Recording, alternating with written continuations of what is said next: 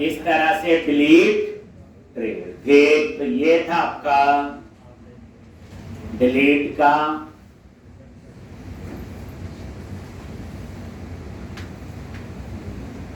Same बना लिया होगा।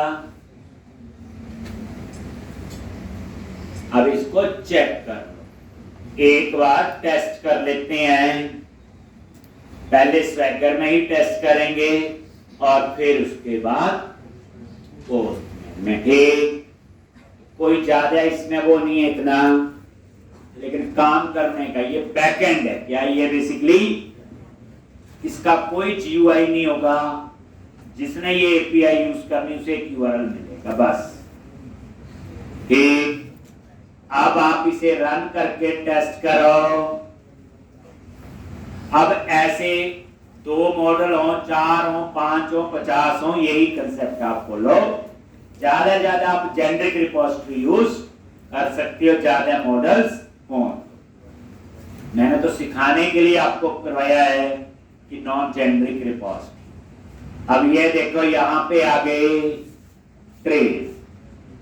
सबसे पहले पोस्ट पे जाओ और ट्राई जाओ, और यहां पे ये देखो ट्रेल आईडी ऑटो जनरेट होगा, और यहां पे ट्रेल 1 डिस्टेंस दे दिया, मान लो 20 किलोमीटर। एलिवेशन 1, डिफिकल्टी ये भी 1, वो डिफिकल्टी वो है ना, नंबरेशन है। ठीक, तो 3 है ना, डिफिकल्ट, मॉडरेट, इजी, तो वैल्यू 1 to 3 है। और नेशनल पार्क आईडी 1 दे दिया, 1 है ना हमारे पास, वही देना है। और ये नीचे पार्क की डिटेल भरने की जरूरत नहीं, ये तो यूट्यूब किसके वजह से आ रहा है, फॉरेन की।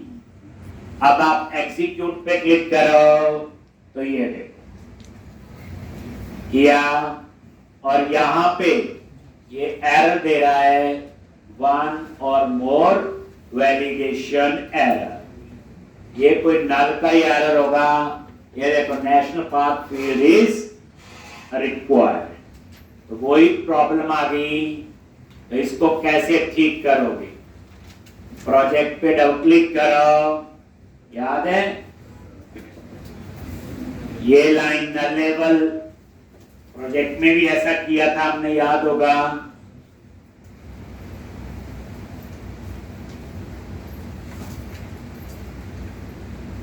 इसका मतलब कि जो वैलिडेशन मॉडल की है वो काम करे, बाकियों को ये चेक ना करे, नहीं तो सारा नल चेक करता है। अब आप इसको रन करो,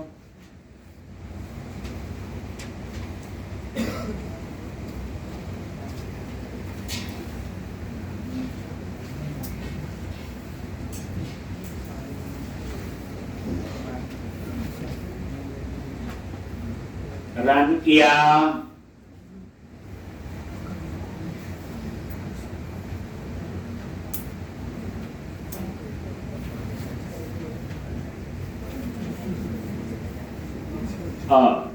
पोस्ट राइट आउट, दोबारा से वहीं आ जाओ, आईडी हटा दिया, trail 1 distance elevation difficulty national park ID, क्या आएगा, नेशनल पार्क आईडी दे दिया 1।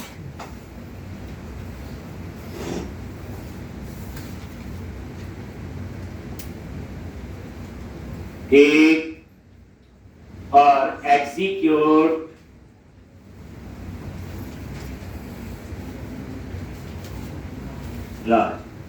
अब आप नजर मारो तो ये देखो ये इसका URL आ गया, और ये आ गया 201 क्रिएट एट राउट, और ये देखो ये पूरी डिटेल आ गई। ये जब नेशनल पार्क नल का एरर दे रहा था, तब चल गई। ठीक, तो ये एक पार्क आपका बन। सो ट्रेल एक और देख लेते हैं। ट्रेल टू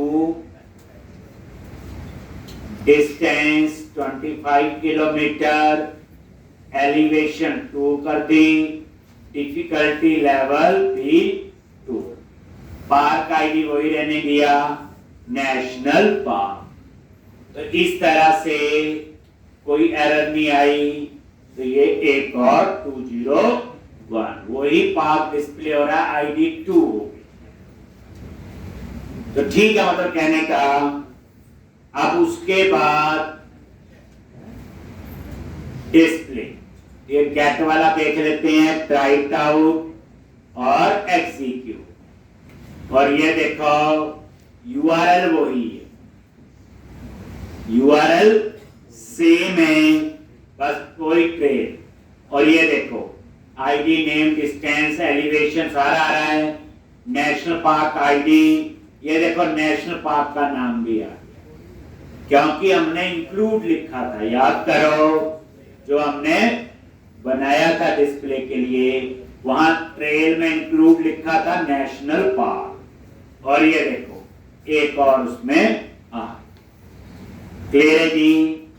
तो अंडरस्टूड है, तो बाकी भी चलेंगे। ये देख लो, ये फाइंड वाला है, राइट आउट, आईडी दे दिया 1, क्लिक किया 200 आ गया और आईडी 1।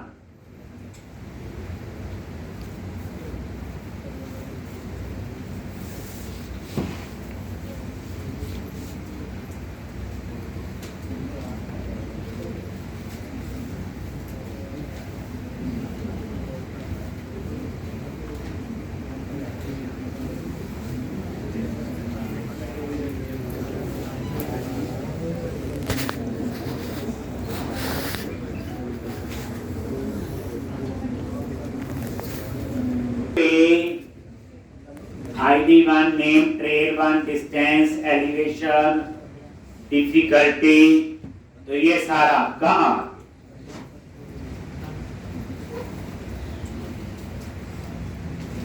एक। अब उसके बाद पुट, तो यहां क्या होगा, अपडेट,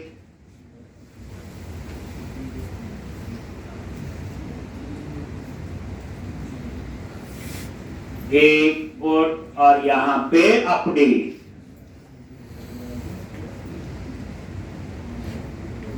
तो ट्राइट आउट, आईडी 1 दे दिया, ट्रेल आईडी, और यहां लिख दिया ट्रेल 1 अपडेट, एलिवेशन दे दी वही, डिस्टेंस 20, ये वही 1, डिफिकल्टी लेवल 1 और नेशनल पार्क आईडी भी 1, और ये आपको जरूरत नहीं।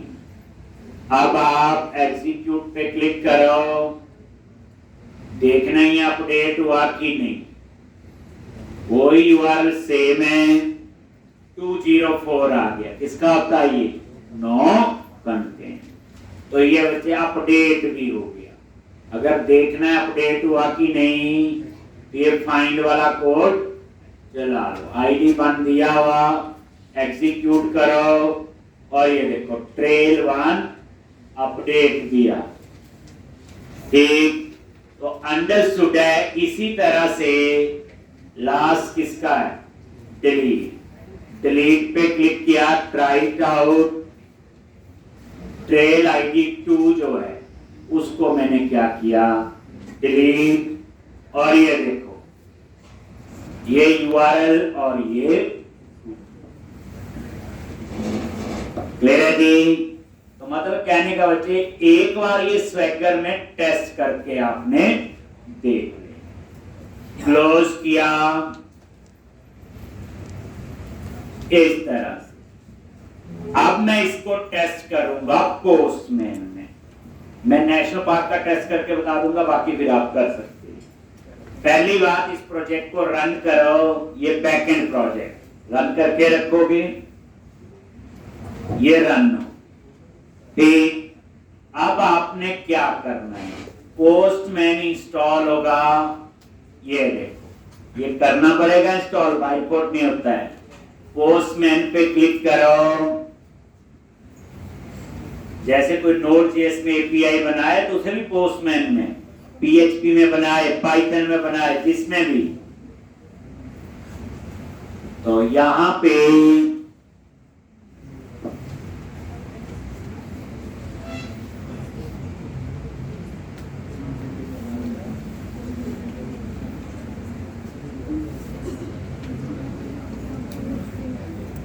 अब यहां पे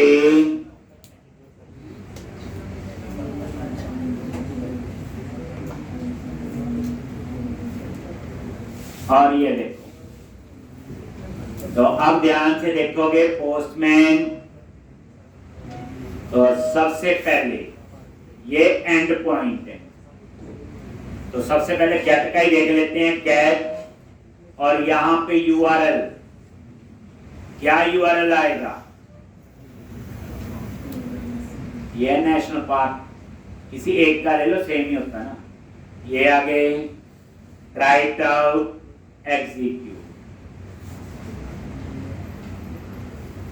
और ये है वो रिक्वेस्ट यूआरएल। बस यहां से यूआरएल ले लिया और पोस्टमैन में वो यूआरएल आपने पेस्ट। तो पहले गेट, फिर ये यूआरएल, और अब क्या करो, सेंड पे क्लिक करो। नीचे देखो स्टेटस आ गया 200 आ गया जी, और उसके बाद ये देखोगे रिजल्ट भी आ गया। ये देखो JSON में आ रहा है, और ये पूरा ये आपका 3 पार्क है, तो तीनों पार्क की डिटेल आ गई। तो ये आपका कौन सा था, नेशनल पार्क दे सकते। अगर आपने फाइंड का करना है तो गेट, यही यूआरएल होगा, /1 लिख। ठीक, आईडी चेंज किया है, आईडी पास किया 1, सेंड पे क्लिक किया, स्टेटस 200 आ गया, सक्सेस। और ये देखो जिसका आईडी 1 वही पार्क आ रहा है, बस ठीक। इसी तरह से उसके बाद कौन सा है, सेव का।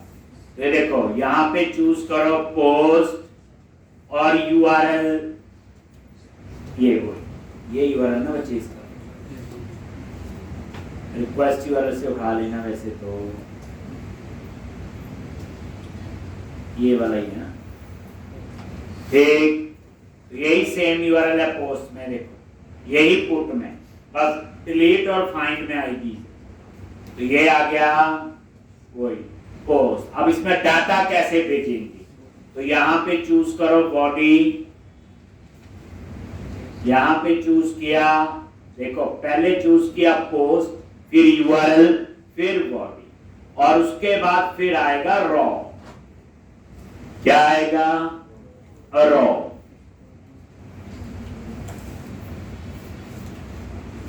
और इसमें आपने ये देखो, तो नया पार्क सेव करना है, तो आईडी तो नहीं देंगे, हटा दिया, नेम दे दिया नेशनल पार्क ए, यूपी पिक्चर, बाकी वही रहने।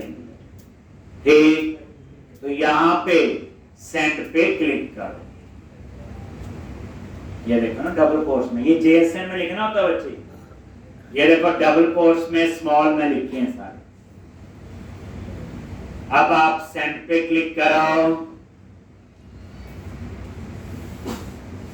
201 आ गया लिखा हुआ, क्रिएटेड आ गया, और ये देखो नीचे वो रिजल्ट आ गया, ID 5 नेशनल पार्क।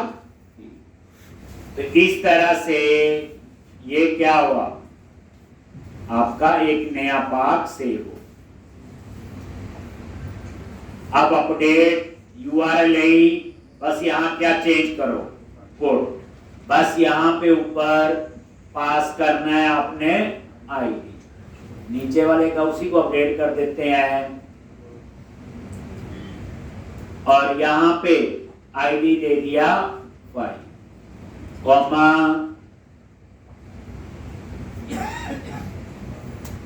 और ये अपडेट, और जैसे आप अपडेट पे क्लिक करो अपडेट हो गया।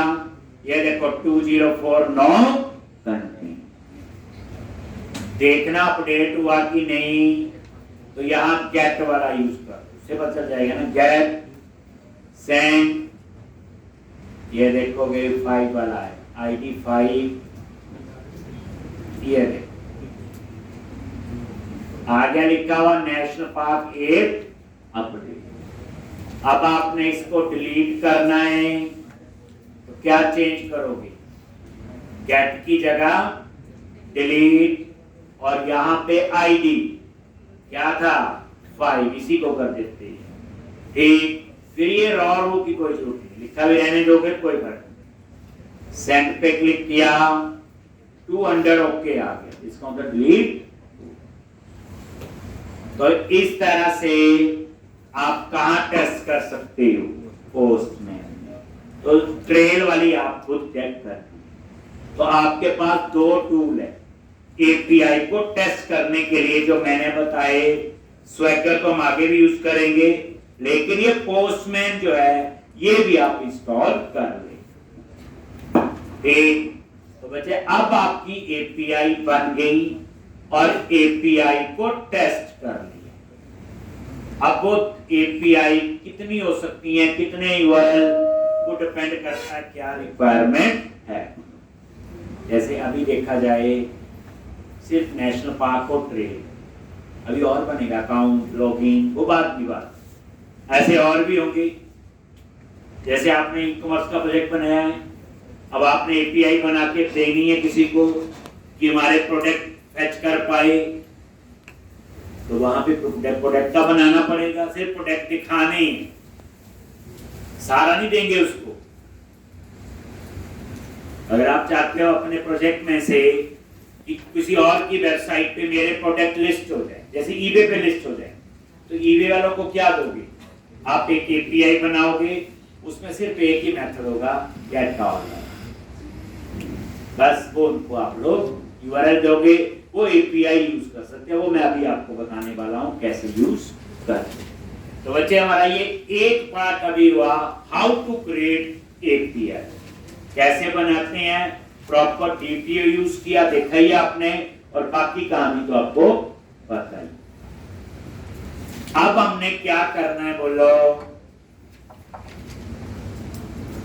एपीआई को कंज्यूम करना है। तो अभी मैंने ASP.NET कोर में एपीआई बनाई, अब मैं ASP.NET कोर में ही उसे कंज्यूम करूंगा। ऐसा होता कई बार, जैसे PHP में एपीआई बनाई, कंज्यूम PHP में करनी है, जावा में बनाई, जावा में यूज करनी है, पाइथन में बनाई, पाइथन में, नोड में बनाई, नोड में, ये वो केस है। लेकिन जो अगला प्रोजेक्ट बनवाऊंगा उसमें हम एपीआई बनाएंगे किसी और लैंग्वेज में, कंज्यूम किसी में, जो मैं करवाऊंगा एपीआई बनेगी ASP.NET कोर में और कंज्यूम करके दिखाऊंगा एंगुलर में। उससे अगला प्रोजेक्ट बनाएंगे, एपीआई बनाएंगे Node.js में, कंज्यूम हम कहां करेंगे, रिएक्ट में। तो आगे की कहानी थोड़ी और होगी। तो अभी पहले हम ASP.NET में ही कैसे, अब देखो जो एपीआई को मैं कंज्यूम करने का सिस्टम बनाऊंगा, पहली बात एपीआई आपने जावा में बनाई है, पाइथन में, पीएचपी में, नोड में, सबका तरीका सेम है। यानी कि आपको कोई बोले ASP.NET कोर तो आती है, एक क्लाइंट ने ना कुछ एपीआई है, इनको आप यूज करो प्रोजेक्ट। तो जो मैं अब करवाने जा रहा हूं उसके बाद आप ये काम कर सकते हो। हमारा फर्क है कि ASP.NET कोर में ही एपीआई बनाना, तो एक पार्ट है एपीआई बनाने का, वो हमें आ गया बच्चे, इसकी प्रैक्टिस प्रॉपर कर ले। अब मैं इसी सॉल्यूशन एक्सप्लोर में एक और प्रोजेक्ट तैयार कर रहा हूं, वो सिंपल एमबीसी एप्लीकेशन होगी जो हमने प्रोजेक्ट बनाया हो। क्या करोगे? File, add new project, file, add new project, और यहां पे चूज करो ASP.NET core web app model view controller, जो हमने यूज ऑलरेडी किया। इसमें बड़ी असाइनमेंट मिलनी है। ASP.NET core web app model view controller, same template जो हम ऑलरेडी अपने प्रोजेक्ट में यूज कर चुके हैं। Then click on next,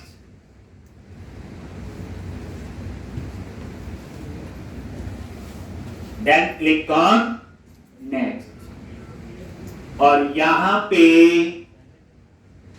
project का नाम दे दिया national park underscore web app underscore 1147। इसका मतलब ये वेब एप्लीकेशन, तभी इसका नाम क्या रखा? National park underscore web app underscore 1147। Then click on next,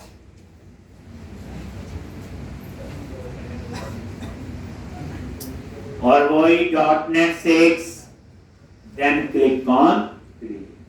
जैसे क्रिएट पे क्लिक करोगे, अभी इसमें कुछ नहीं, मैं यूज कर रहा हूं, क्या बोलते हैं उसको, आइडेंटिटी फ्रेमवर्क, वो आता है, कुछ और यूज करेंगे बिना उसके। देन क्लिक ऑन क्रिएट, और ये प्रोजेक्ट, तो ये सॉल्यूशन एक्सप्लोरर में कितने प्रोजेक्ट बन गए? बोलो 2। अब मैं जो ये पैप ऐप है, इसमें मैं API को यूज करूंगा, तो मैं जब भी यूज करूंगा तो API भी रनिंग होनी चाहिए और प्रोजेक्ट तो रन होगा तभी होगा। तो अब मैं इन दोनों प्रोजेक्ट को स्टार्टअप प्रोजेक्ट बना दूंगा ताकि दोनों इकट्ठे रन हो। कैसे?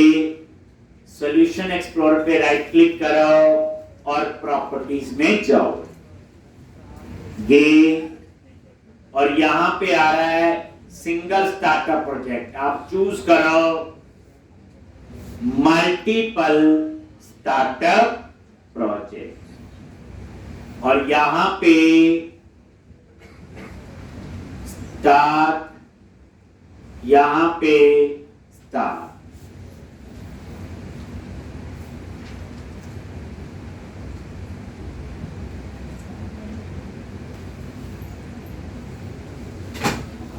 इसका तो दोनों प्रोजेक्ट इकट्ठे रन होंगे, ये हुआ। तो कोई पूछे मल्टीपल प्रोजेक्ट कैसे, तो ऐसे बनाते हो। दोबारा देख, सॉल्यूशन एक्सप्लोरर पे राइट क्लिक किया, प्रॉपर्टीज में गए, और मल्टीपल स्टार्टअप प्रोजेक्ट, और दोनों को क्या कर दो? कई बार 6 प्रोजेक्ट हो, 2 बनाने हैं तो 2 स्टार्ट करो, देन ओके। इससे क्या होगा? ये रन करोगे तो वेब एप्लीकेशन भी रन होगी और API भी। API का आउटपुट स्वैगर होगा और इसका आपका ब्राउजर, जैसे अभी देखो, ये देखो, ये वेब एप्लीकेशन है और ये स्वैगर। ये देखो दोनों प्रोजेक्ट हैं, तो इकट्ठे रन हो रहे, क्योंकि जब API रन नहीं होगी तो हम यूज कैसे करें, क्योंकि अभी API लोकल पर। तो ये क्लोज कर दिया। अब हमने यहां पे कैसे API को, अब दूसरा पार्ट है, API बना दी। अब इस API को प्रोजेक्ट में यूज करना है, तो मैं इसके लिए बच्चे एक जेनेरिक रिपोजिटरी बनाऊंगा, और ये एक ऐसी रिपोजिटरी होगी 2 API हो, 200 API हो, 1000 API हो, उनके साथ भी चलेगी। और सबसे अच्छी बात है API किसी भी लैंग्वेज में बन। ये बड़ा मजेदार कंसेप्ट है कि कल को जॉब करनी तो वहां पे आप ये सिंपल इंप्लीमेंट कर सकते हैं। यानी ये नहीं इसी के साथ चलेगी, कहने का तो मेरा ही है। तो सबसे पहले हम लोग यूआरएल चाहिए होते हैं। क्या चाहिए होते हैं? यूआरएल। हमारे तो मेन 2 यूआरएल हैं, एक उनको हम यहां पे एक जगह लिखेंगे। कहां पे लिखेंगे हम लोग? तो सबसे पहले हम लोग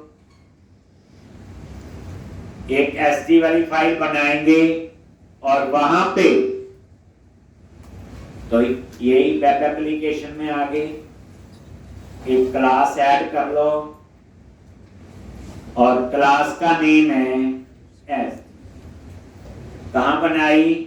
बोलो वेब एप्लीकेशन में, जहां एपीआई को यूज करना है। और इसको बना दिया आपने क्या? स्टैटिक। अब यहां सिर्फ यूआरएल। अब देखो एपीआई हमने बनाई, देखो एक बार रन करके आप ये यूआरएल हमारे पास है ही है। वैसे ये देखो एक्चुअल में ये 2 यूआरएल है बस, ये लिखे ये है और समझा गए। अब क्लाइंट को हम ये देंगे, अभी तो हमने बनाई है लेकिन एक्चुअल में तो ये इसका बच्चे क्या है? ये बेस यूआरएल है, एक सेम है ना दोनों का, और सिर्फ चेंज है तो ट्रेड और नेशनल। तो अभी 2 यूआरएल है, बट हम 2 क्यों लेके चलें? 200 भी होंगे। तो ये उसी के लिए मैंने तभी स्टैंडर्ड एक फाइल बनाई है। अब इसमें मैं कैसे कोड लिखूंगा? तो सबसे पहले base URL public static string base URL.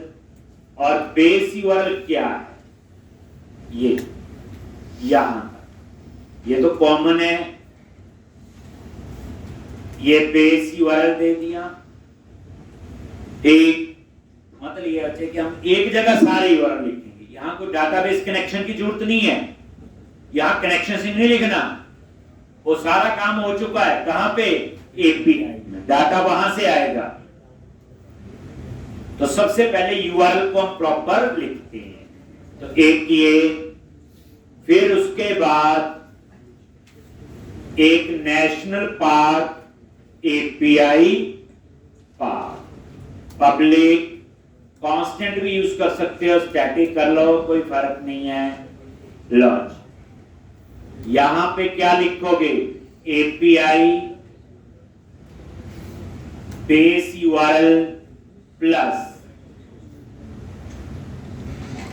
यहां लिखोगे एपीआई स्लैश, क्या होगा? नेशनल पार्क का ये पूरा ही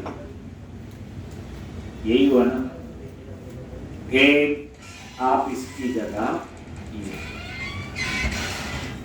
और एंड विद बन गया। बेस यूआरएल वही जो ऊपर है और यही सेम चीज नीचे, बस नेशनल पार्क की जगह क्या आ जाएगा? बोलो ट्रेल। और यहां पे यूआरएल देख लो, ट्रेल में यही ट्रेल, तो इसकी जगह क्या लिखो?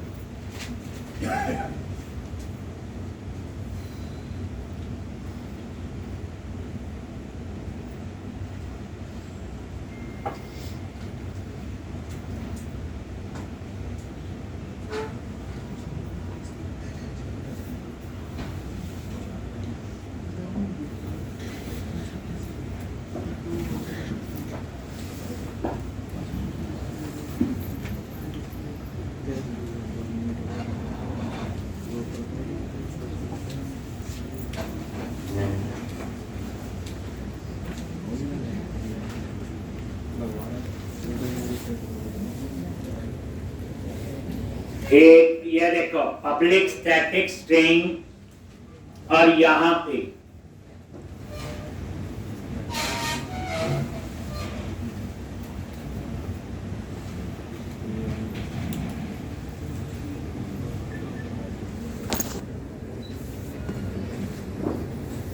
एक ट्रेल,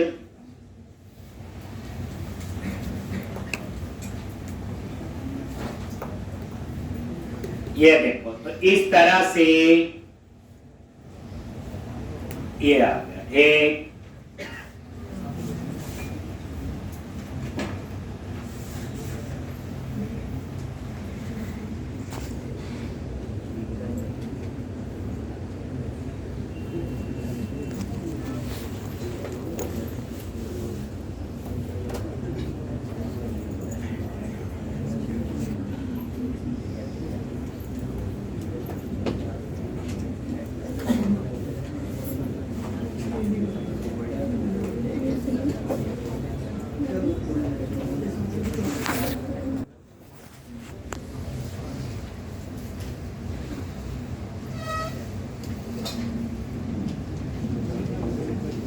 ये है। अभी 2 है तो 2 लिख दिए। मान लो 6 यूआरएल तो 6 लिख देंगे, 600 होंगे तो ये एक जगह, पता ही है मैजिक स्ट्रिंग बार बार ना लिखना हो तो हमने एक जगह ये बना लिख लिया जी। चलो अब आपने दूसरी कहानी, पहले ध्यान से समझना। जब अब आप भूल जाओ आपने बनाई है एपीआई, आप ये भूल जाओ हमने कुछ भी नाम रखे हैं, आपको सिर्फ यूआरएल मिलेंगे। अब आपकी दूसरी कहानी है यूआरएल से जो डाटा आएगा या जाएगा उसका क्या स्ट्रक्चर है। अब हमें तो पता है, अभी तो ये हमने बनाई तो हमें सब कॉलम पता है, ट्रेल आईडी ये वो नेशनल पार्क। एपीआई दूसरे बंदे ने बनाई है तो एक तरीका तो ये होता जिसने बनाई वो साथ में डॉक्यूमेंटेशन देते हैं, वो पैसे लिए होती, केवल पेड एपीआई होती है। उसमें ठीक हमें पता चल जाएगा कि इस एपीआई से क्या इंफॉर्मेशन आ रही। लेकिन जहां सिर्फ यूआरएल ही मिला है, कोई डॉक्यूमेंटेशन नहीं, तो हम क्या करते हैं, उस यूआरएल को पोस्टमैन में टेस्ट करो, स्वैगर में, वहां सारी डिटेल नीचे आ जाती है, देखा ही आपने। वहां से फिर हमें आइडिया लगाना पड़ता है। ठीक, तो अब आपने क्या करना, नेक्स्ट स्टेप बस समझ लो, इसमें कोई कनेक्शन से कुछ नहीं है। फिर हम लोग क्या करेंगे, मॉडल बनाएंगे। लेकिन आप वो नहीं, डाटाबेस नहीं, आप इसे कंसीडर करो मैपिंग। जैसे मान लो आपका वहां पे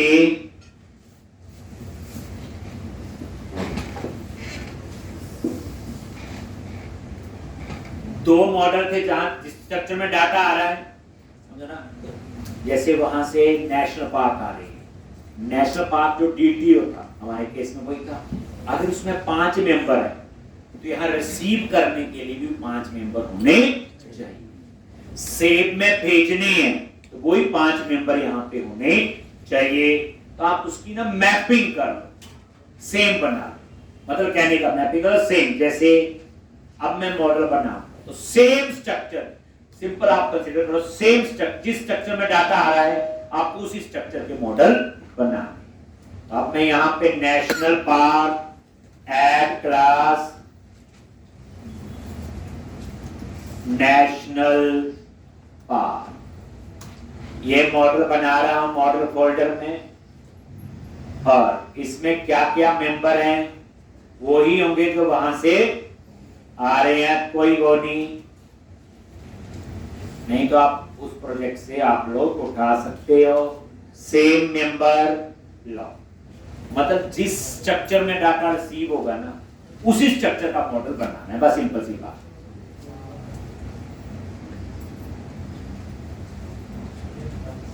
लिख लो, ये नाम लिख लो, बाकी याद आ जाए। अब यहां ट्रेल भी, तो फिर एक और मॉडल बनेगा ट्रेल, यानी कि जो एपीआई से इंफॉर्मेशन आएगी जिस स्ट्रक्चर में आएगी आपको उसी स्ट्रक्चर का मॉडल यहां बनकर डाटाबेस के साथ कोई लेना देना नहीं। यहां कुछ नहीं किया, ना कनेक्शन से कुछ किया, बिल्कुल।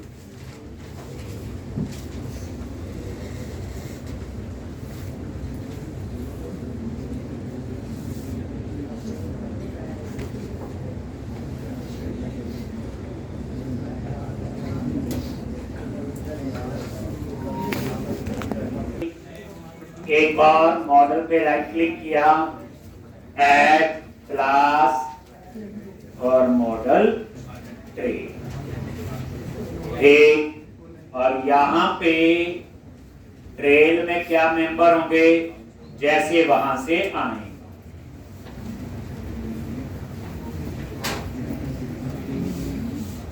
यहाँ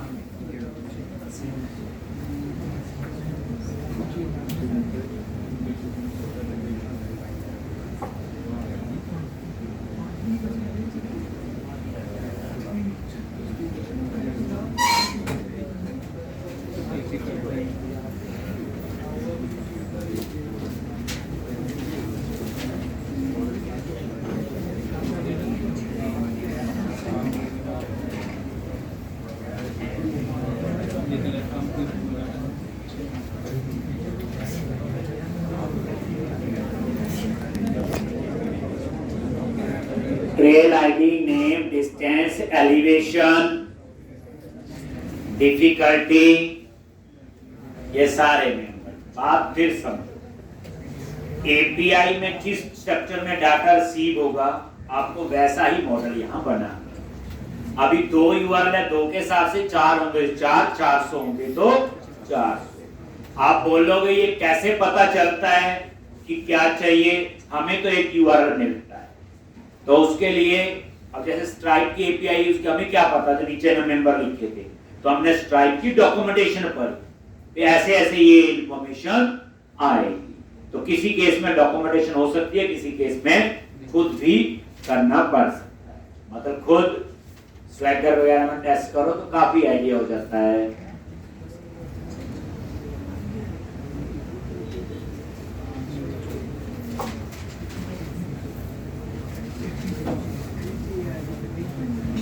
नाम लिख लो, बाकी तो पता ही है।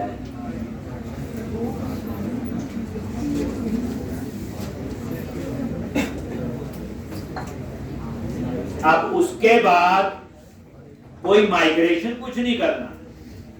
अब हम लोग क्या करेंगे, जेनेरिक रिपोजिटरी बनाएंगे। अब दोबारा आगे, बट ये जो जेनेरिक रिपोजिटरी, देखो अभी तक 2 बनाई है। एक आपको याद होगा स्टोर प्रोसीजर के लिए बनाई थी प्रोजेक्ट में, एक उसके बिना जो काम किया आई रिपोजिटरी 2। ये तीसरी रिपोजिटरी बनवा रहा हूं। ये आजकल यूज होते हैं बच्चे रिपोजिटरी पैटर्न। ये ऐसी रिपोजिटरी है, किसी भी एपीआई को कॉल कर सकते हो, किसी भी लैंग्वेज में आपकी बनी। इसलिए सबसे अच्छी बात कि कोई ASP.NET कोर में आप प्रोजेक्ट बना रहे हो और एपीआई किसी और ने बनाई है किसी भी लैंग्वेज में, इसके बाद आपको सेम चीज यूज कर सकते हो। तो इंटरेस्टिंग है। आप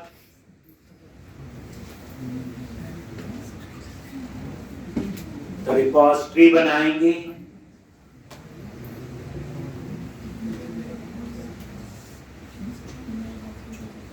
ले आइए, चले आगे। तो अब हम लोगों ने क्या करना है, रिपोजिटरी फोल्डर और वही सेम आई रिपोजिटरी इंटरफेस और ऐसे ही ये लिख लिया सारा जो डीटीओ बना हुआ ना, क्योंकि हमारा जो प्रोजेक्ट है एपीआई डीटीओ से आ रहा। क्लाइंट जिस स्ट्रक्चर में डीटीओ होगा वही स्ट्रक्चर यहाँ पे आए। ठीक, तो अब क्या करो, बस यहीं पे इसी प्रोजेक्ट में ऐड न्यू फोल्डर, फोल्डर का नाम दे दिया रिपोजिटरी, और इसके अंदर ऐड सब फोल्डर बना दिया आई रिपोजिटरी,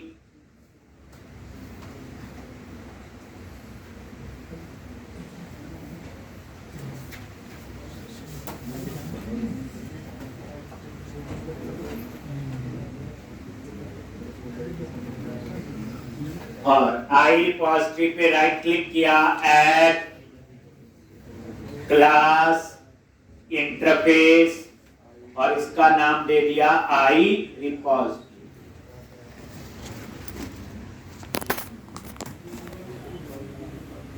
ठीक, तो ये आपका इंटरफेस।